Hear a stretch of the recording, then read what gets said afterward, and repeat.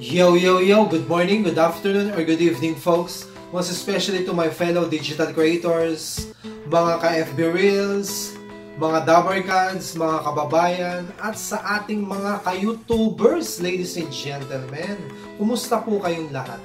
Ang ating paksa ngayon medyo malungkot, pero pipilitin kong itawid na maging inspiring sa inyo, interesting, and entertaining sa ating lahat, most especially sa inyo, sa mga naka-subscribe sa aking YouTube channel na Channel RV.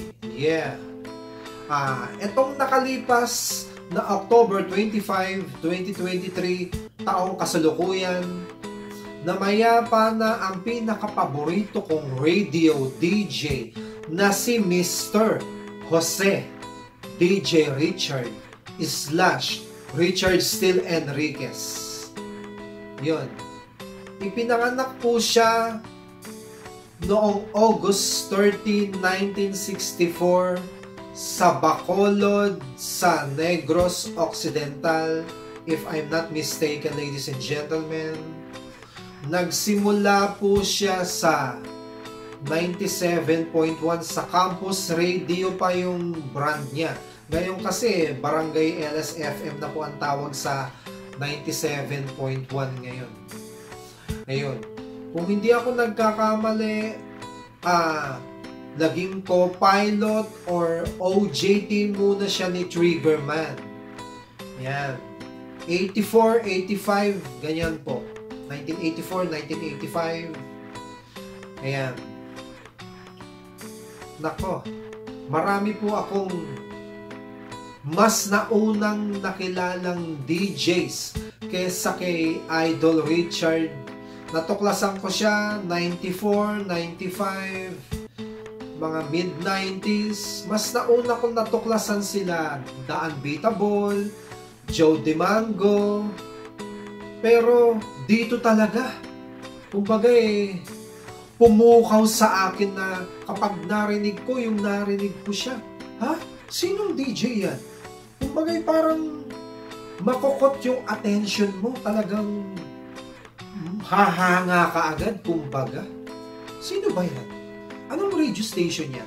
Yung time namin bibihira pa yung digital.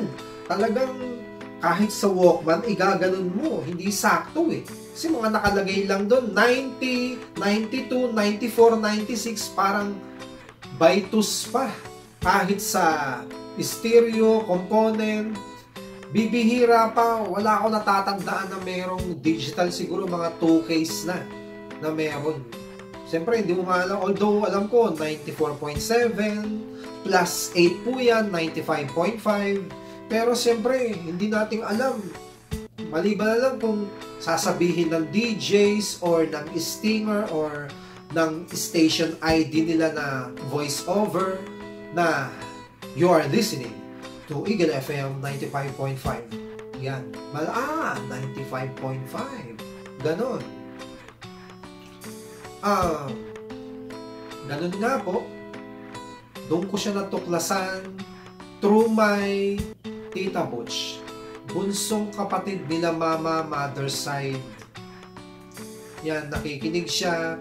Siya ang, pwede kong sabihin si Tita Butch na biggest influence ko sa music, particular sa radyo. Hanggang ngayon, nakikinig po ako sa radyo. Talagang, although digital na sa aking home theater, sa DVD player ko, may FM siya. Yan. Aside from, pwede kang magsalpak ng USB or manood ng VCD or DVD. Tapos, nakaano rin po siya sa cable. Yun. Hanggang ngayon, nakikinig pa rin po ako. Masyado akong old school or old soul ako Ganon. Kumbaga, na-stuck ko sa 90s. Ayan. Dati, ang tawag pa Diamond, nung 80s, nung 92, alam ko, nag-rebranded into Pinoy Radio DM 95.5. Tapos ng mga, siguro mga 2002, 2003, naging DWDM 95.5 siya hanggang sa nagsara ng ilang taon, mga 2004, 2005 siguro, mga ganun. Bago yun, non-stop hits muna sila eh. Yun. Hanggang bumalik noong 2011 or 2012, akala ko nga kasama siya nun eh. Hindi ko pa natutuklasan yung sa DCMM siya, matagal siya doon. Siguro may almost 11 years siguro siya sa Is30, sa AM radio station ng ABS-CBN. Natuklasan ko siya sa DCMM, sa Is30, yung binata days ko, between 2014 to 2015, mga ganon. Mga 2014 kasi lumipat ako dito sa Imus. Lumaki po ako sa Moonwalk Village, Las Piñas. Pinanganak po ako sa Maynila. Tapos, Baclaran baby po ako. Nung almost 5 years old po ako, lumipat po kami sa Las Piñas, sa Moonwalk Village. Yun. Talagang mahilig ako sa radyo. Hanggang ngayon, gaya ng sabi ko. Natuklasan ko, sabi ko, ako kasi yung tao kahit naliligo, lalo kung may ginagawa ako, mahilig akong maghugas ng plato, maglinis, mag-imis-imis, ganyan, mag-decluttering. Basta pag may ginagawa po ako, gusto ko may background music ako, kahit minsan yung halimbawa, vlog siya, YouTube, basta may naririnig akong, kumbaga basta gusto ko, ayoko nang naririnig ko puro kuliglig o yung takatak ng butike. Gusto ko talagang most probably 98% gusto ko music po. Ganon. Ang nangyari ngayon, may midnight until early morning, madaling araw, will never be the same without DJ Richard. Real talk po yan. Ako po, minsan, lalo nung kasi simula niya pa lang sa, hindi ako nagkakamali, mga July 27 or 28. Nagsimula siya last year sa DCBB, sa AM radio station naman po ng GMA Network. Gumagawa ako ng pizza dough. Tapos, marami po akong memories niya. Mga na-record ko, nakalagay sa YouTube, nakaposted po sa Facebook. Kaya yung nawala siya, hanggang ngayon, parang hindi pa masyado nagsisink in sa akin. Parang, kumbaga parang hindi ako nakapakinig ng, pinakamatagal ko kasing hindi nakapakinig sa kanya, siguro yung nandun ako sa Palawan. Gawa nga ng namatay yung biyanang kong lalaki, nagpaalam pa ako kay Idol Richard, Idol, pasensya na ho kayo, hindi ako nakapakinig sa inyo, dito ako sa Palawan, namatay yung biyanang ko I understand. Family is very important. Sabi niya gano'n, something gano'n po. Yun. Hanggang sa nakabalik kami dito. Siyempre, malungkot pa. Nakakapakinig na ako. Nagpaalam mo na ako kay Mrs. Sabi ko, Han, Mami, alam mo naman ang buhay ko. Pag walang musika, walang background music, hindi kumpleto ang araw ko. Sana maintindihan mo yun. Mahina lang naman Yun, pumayag naman. Talagang background music ko siya, gumagawa ng dough, kaya nag-iimis-imis, naglilinis. Alam po niya yan. Babanggitin niya pa yung napakagaling magluto na mama, na napakasipag na ama. Talagang ang dami kong compliment, kaya hanggat nabubuhay ako aalahanin. At talagang parang si Francis M. wala na siya. Almost 15 years na. 15 years na sa March 6, 2024. Hanggang ngayon talagang dinadakila ko siya. Alam ko, halos sambahin ko siya. Hindi ko namang gagawin kay idol yun. Kasi di naman sa super idol, number 1 idol ko. Talagang ultimate idol ko si Francis M. Marami akong DJ na kilala, pero siya ang pinaka-inidolo o iniidolo kung talagang humahanga ako sa kanya. Yan. Alam nyo po ba, nung sa Eagle FM, although friends na kami from the Richard Steele, yun ang niya FB account niya, kahit yung nandun pa siya sa DCMM hanggang naging DJ Richard, itong nag-Eagle FM siya. Yung time na yun kasi, mas nakikinig po ako sa Neo Retro. Yung time na yun kasi parang mga 2020 hanggang 2021. Kung ako nagkakamali, February 2021 na bumalik o naging rebranded as Eagle FM sila. Kung hindi ako nagkakamali. Siguro mga March or April, nagdadrive ako papunta ng Sukat Parañaque sa bilas ko sa hipag ko. Sabi ko, Richard, gumanon ako. Ay, oo nga. Siya nga. Tapos, chinat ko siya. Minsan nakapakinig ako sa iyo, idol. Nung isang araw, ganun-ganun, nakalimutan ko. Parang sabi ko, nakapakinig ako sa iyo. Hindi lang basta minsan. Dapat araw-araw. Hehehe. Opo, sige po, sure po. Hanggang sa ayun na. Sabi ko, namiss ko yung mga playlistan nyo na kaso FM kayo. Parang pinagsamang Pinoy Radio DM 95.5 at DCMM Days. Parang pinagsama. Sabi ko, ang saya. Ganon. Tapos, alam niyo po ba na siya lang, I should say, siya ang kauna-unahan. Maybe talagang siya lang ang nakagawa sa akin na umorder ng aking pizza. Ang sideline ko po kasi ay pizza. Ako po ang nagmamanage, kami ni Mrs. ng Ramses Pizza, ladies and gentlemen. Bale, hindi sa pagbubuhat ng sariling bangko, sa madaling salita, ako po ang may-ari. Yun.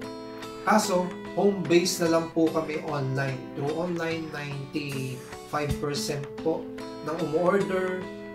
Kami, hindi ako gumagawa ng maramihan kasi ang namin, from scratch, always fresh. Nung birthday niya nung August 30, 2021, gumawa muna ako ng doon. Medyo na-late ako ng gising kasi inaano ko po yan. Most probably 2 to 3 hours ko po nire-resting. Kumbaga, ginawa ko, minasa ko, pinapahinga ko po siya. Sa isang tahimik na lugar o medyo madilim para mabilis po yung resting at maging perfect. Yun po, 2 to 3 hours. Pero pag nagmamadali 1 hour, pinadalhan ko po siya through Lalamove. Hindi po umabot. Ang pagkakamali ko, hindi ko sa chinat. Tapos, yung ko siya, sabi ko, hindi yan nagchat-chat ah. Tapos nag sa akin Lalamove, ano na daw, delivered na. Aba, chinat ko siya, idol, kumusta yung pizza?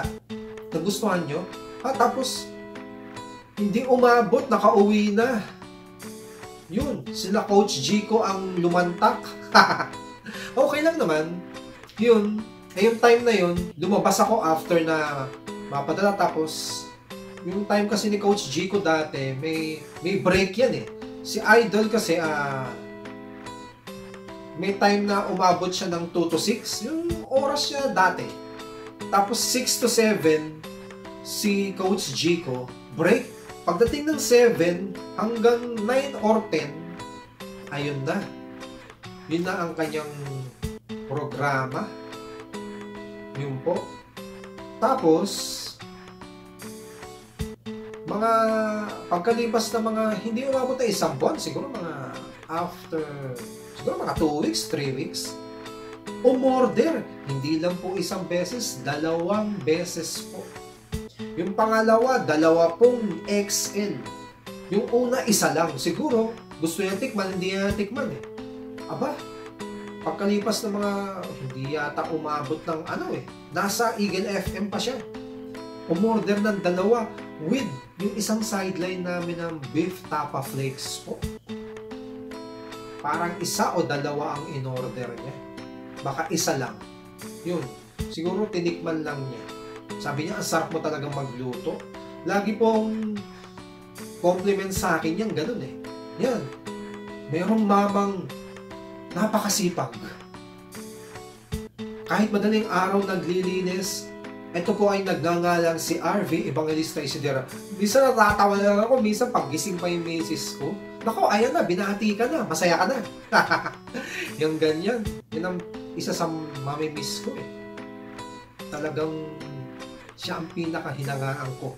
Marami ako, lahat sila iniidolo ko. Pero itong tao to, pwede kong masabi yung the one and only. Talagang description para sa kanya po eh. Na maituturing ko. Real talk po. Yun. Kasi wala akong nakilalang ganyan na never nagsuplado sa akin yan.